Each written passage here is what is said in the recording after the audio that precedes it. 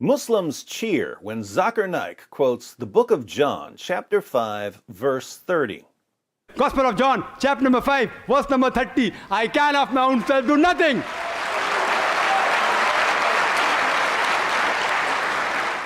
Naik doesn't bother to give the context of the verse, but he offers it as a proof text against the deity of Christ and the doctrine of the Trinity.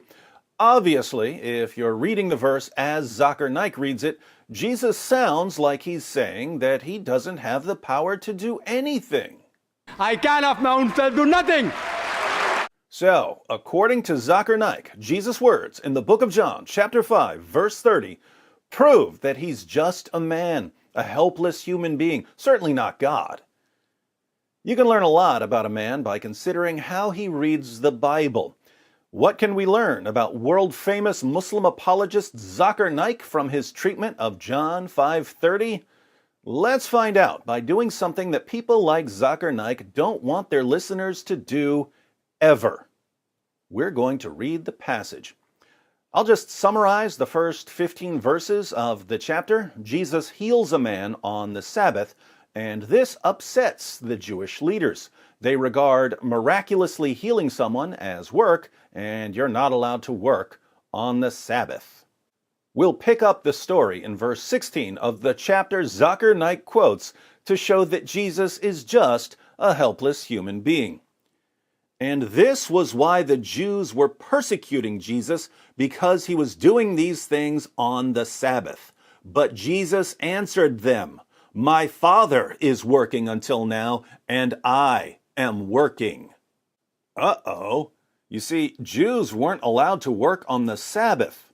But there was a discussion among the Jewish rabbis. They reasoned that since God sustains the universe even on the Sabbath, God works on the Sabbath.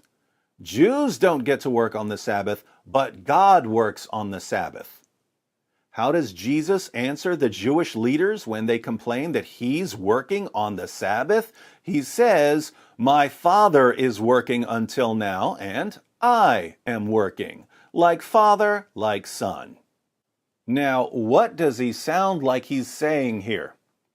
If Jesus says, "Yeah, I know human beings aren't supposed to work on the Sabbath, but God the Father is working on the Sabbath, so I'm working on the Sabbath too, because I'm the Son," what does he sound like he's claiming?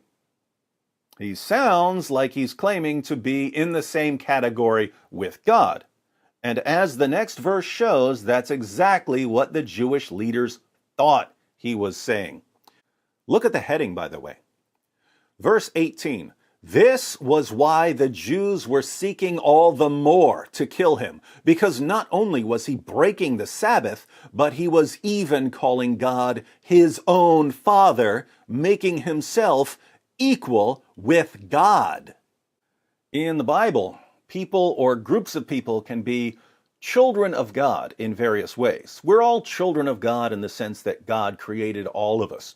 This is the basis for Ahmed Deedat's sons by the tons response. Oh, you claim that Jesus is the Son of God, but God has lots of sons in the Bible. Yeah, there are lots of sons of God in the Bible, but the phrase Son of God is used in different ways. The question is, what does the phrase Son of God mean when it's applied to Jesus? Does it mean something more than when it's applied to me? In this passage, Jesus is claiming to be the Son of God in a unique way. When he says that the Father is working on the Sabbath, so he's working on the Sabbath, the complaint is that he's calling God his own Father, making himself equal with God. Notice, the Jews thought that Jesus was claiming to be a separate God, a separate deity. He's the Son who's equal with God, but who can act on his own, separate from the Father. But Christianity doesn't teach that Jesus is a separate God, so someone is misunderstanding something here. Now, if Muslims are right, and Jesus is a mere human being and a Muslim prophet, he's going to correct their misunderstanding by saying, "Wait, you think I'm claiming to be equal with God? I'm not claiming to be equal with God. I'm only human, just like the rest of you."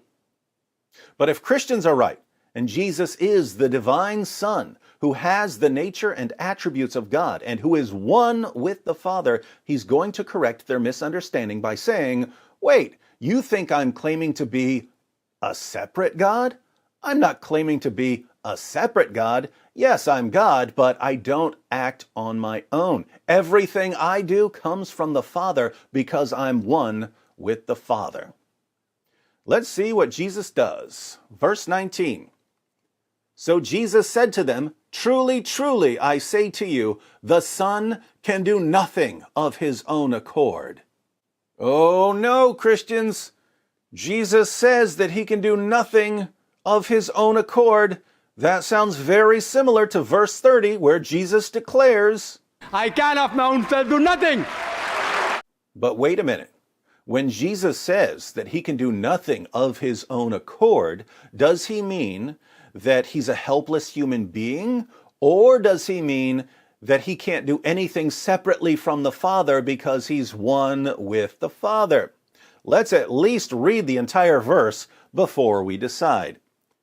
So Jesus said to them, truly, truly, I say to you, the Son can do nothing of his own accord, but only what he sees the Father doing. For whatever the Father does, that the Son does likewise.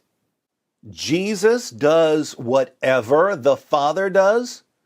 What mere human being, what mere prophet would say, everything that God does, I do too? So, when Jesus says the Son can do nothing of his own accord, is he claiming to be a mere human being? Or is he claiming to be the divine Son who's one with the Father and therefore can't do anything separately from the Father? Let's keep reading. For the Father loves the Son and shows him all that he himself is doing. And greater works than these will he show him, so that you may marvel. For as the Father raises the dead and gives them life, so also the Son gives life to whom he will. If the Father raises the dead, so does the Son. Why? Because, as Jesus said, whatever the Father does, that the Son does likewise. Like Father, like Son. Let's continue. For the Father judges no one, but has given all judgment to the Son. Red alert, red alert. Theological red alert. Jesus says that the Father judges no one, but has given all judgment to the Son. But according to the Old Testament, God is the final judge. In chapter 3 of the book of the prophet Joel, God declares that the nations will be gathered and that he will sit to judge all the surrounding nations. The Quran also claims that God is the final judge. In Surah 22, verse 56, Allah declares, the sovereignty on that day, the day of judgment, will be that of Allah, the one who has no partners. He will judge between them. Allah is the final judge according to Islam. But Jesus says that the Father judges no one, but has given all judgment to the Son. There are two possibilities here. Either the Bible and the Quran are wrong and God isn't the final judge because he's handed all judgment over to a helpless human being, or God is indeed the final judge because Jesus is God, and within the nature of the one God, the Father has given all judgment to the Son. But why would the Father give all judgment to the Son? Jesus tells us. For the Father judges no one, but has given all judgment to the Son, that all may honor the Son just as they honor the Father.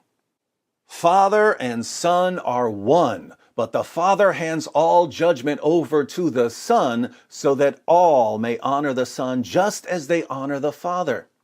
Tell me, do we honor mere human beings the same way we honor the Father? Of course we don't. Do we honor human prophets the same way we honor the Father? Absolutely not. What is the only possible basis for honoring the Son just as we honor the Father? The only way we would honor the Son just as we honor the Father is if the Son has the same nature and attributes as the Father. Side note, Where did Jesus say, I am God, worship me? Common question from Muslims. But notice, Jesus says that all human beings must honor the Son just as we honor the Father. One of the ways we honor the Father is through worship. Jesus says that we have to honor the Son in the same way. What happens if we don't? The verse continues. Whoever does not honor the Son does not honor the Father who sent him. Do Muslims honor the Son? Does Zakir Naik honor the Son? According to Jesus, since they don't honor the Son, they dishonor the Father. And this is the chapter that Muslims go to in order to prove that Jesus was just a human prophet of Islam. This chapter condemns them. But there's more. Jesus declares, Truly, truly, I say to you, whoever hears my word and believes him who sent me has eternal life. He does not come into judgment, but has passed from death to life. Truly, truly, I say to you, an hour is coming and is now here when the dead will hear the voice of the Son of God, and those who hear will live. Wait a minute. Jesus is the one who raises the dead? I wonder if he simply means that he raises particular people when he performs miracles. Because if he means that he raises the dead at the resurrection, we're going to have another theological red alert. For as the Father has life in himself, so he has granted the Son also to have life in himself. And he has given him authority to execute judgment because he is the Son of Man. Ha! You see there, David, Jesus calls himself the Son of Man. This means he's claiming that he's a mere human being. So let's ignore everything else he says and go with that. Yeah, that works as long as you completely ignore the fact that the title Son of Man, as Jesus uses it, is a divine title for a particular Son of Man that the prophet Daniel sees in a vision. Do yourself a favor, Muslims, and read Daniel chapter 7, where the entire world serves the Son of Man who comes on the clouds of heaven. At his Jewish trial, the Jewish leaders convicted Jesus of blasphemy for calling himself the Son of Man who comes with the clouds of heaven. They understood what that title meant. Muslims don't. But don't take my word for it. Read the book of Mark, chapter 14, verses 61 through 64. For once in your lives, my Muslim friends, try to understand what Jesus is actually saying instead of forcing the views of an illiterate 7th century caravan robber onto him. Even here in John 5, the chapter Zakir Naik quotes to prove that Islam is true, the Son of Man is the final judge. And the Quran claims that God is the final judge. You can get this. Almost done. Do not marvel at this, for an hour is coming when all who are in the tombs will hear his voice. Whose voice? The voice of Jesus, who is, according to this passage, the Son of God and the Son of Man. Do not marvel at this, for an hour is coming when all who are in the tombs will hear his voice and come out, those who have done good to the resurrection of life, and those who have done evil to the resurrection of judgment. Red alert, red alert. Theological red alert. Jesus just claimed that he's the one who raises the dead, all the dead, at the resurrection. According to the Old Testament, who raises the dead at the resurrection? 1 Samuel 2:6. The Lord kills and brings to life. He brings down to Sheol and raises up. According to the Quran, who raises the dead at the resurrection? Surah 22, verse 7. And surely the hour is coming, there is no doubt about it, and certainly Allah will resurrect those who are in the graves. And yet Jesus claims that he's the one who will raise everyone from the dead. Are these the teachings of a man who thinks he's a mere human being, just a prophet of God? And now for the very next verse, The verse Zakir Naik, he's a medical doctor, quotes to Muslims to show Muslims that even the Bible agrees with Islam.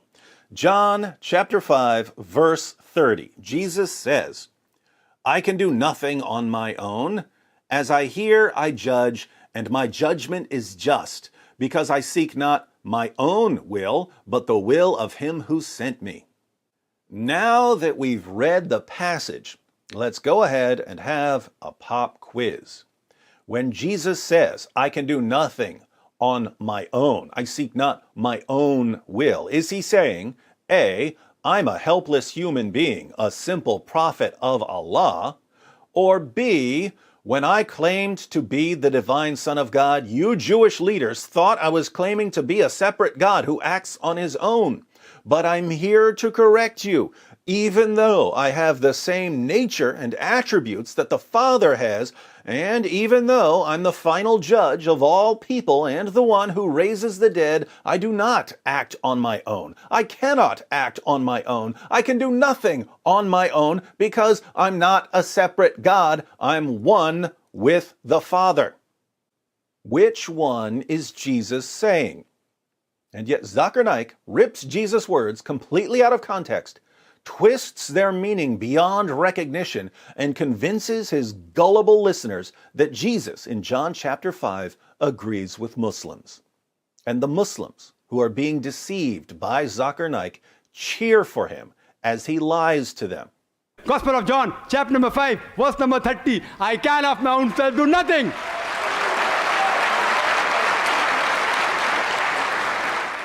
Why do Islam's most popular speakers and apologists constantly lie about Jesus in order to deceive their listeners? That's the spirit of Islam, my friends. And if you don't believe me that the spirit of Islam is the spirit of deception, sit down with your Muslim friends and show them this video. Show them that Jesus is clearly claiming to be the divine Son of God throughout the passage, and that Zakir Naik completely, utterly, totally distorts the meaning of the passage when he rips verse 30 out of context. 99 times out of 100, your Muslim friends won't care. They won't care that Zakir Naik is lying about Jesus, as long as Zakir Naik continues doing something far more important, convincing Muslims not to question Islam. Hopefully, you'll sit down with the 1 out of 100 who does care, the one who's better than his religion calls him to be, the one who hates deception.